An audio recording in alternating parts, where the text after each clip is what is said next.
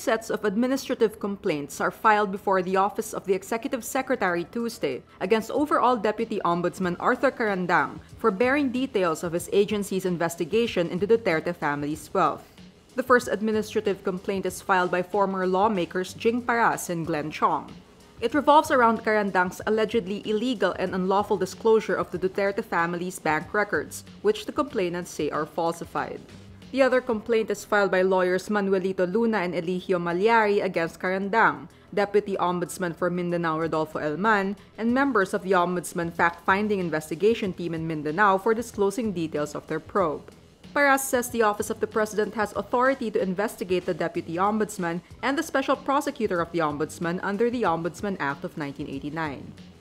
Duterte earlier threatened to probe the Office of the Ombudsman after the agency said Duterte and his family's bank transactions through the years totaled more than 1 billion pesos. Carandang said he observed confidentiality in the probe.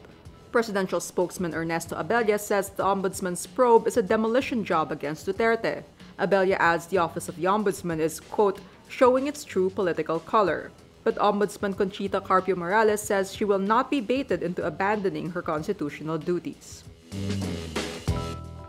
Senator Antonio Trillanes on Tuesday identifies President Rodrigo Duterte's supposed source of the opposition senator's fake offshore accounts. Trillanes says he was informed by some graduates of the Philippine Military Academy in Malacanang that a certain Daniel Snooki Cruz is the source of the fake bank documents. He adds Cruz sold the bank details to Malacanang on August 31 for 10 million pesos.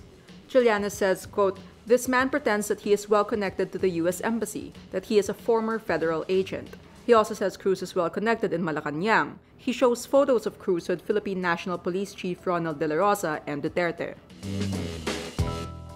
Philippine National Police Chief Ronald Dela Rosa slams critics of the Duterte administration's war on drugs as ungrateful. Dela Rosa makes the remark as the PNP continues to face criticism over questionable deaths in the drug war. He says, quote, you can criticize us to the high heavens, but I can tell you straight in the eye, you critics, I tell you, you are a bunch of ingrates.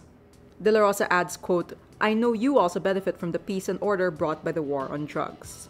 Dela Rosa also laments how critics continue to attack the PNP despite the number of street crimes going down. While all crimes dropped in Duterte's first year as president, the number of killings went up.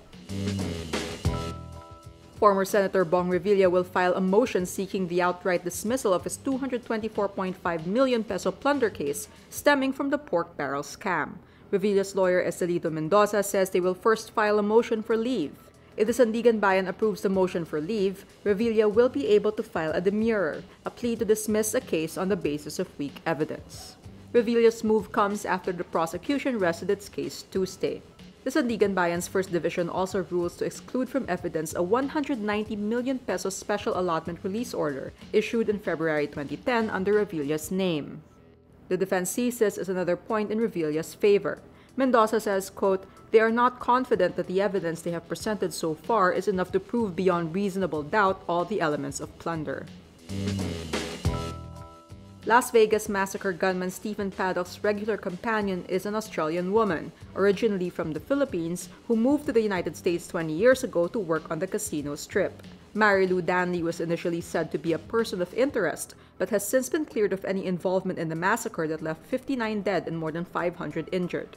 Danley is supposedly either in the Philippines or Japan, although neither country is able to confirm her whereabouts. But Australian media says she is on holiday in the Philippines with friends.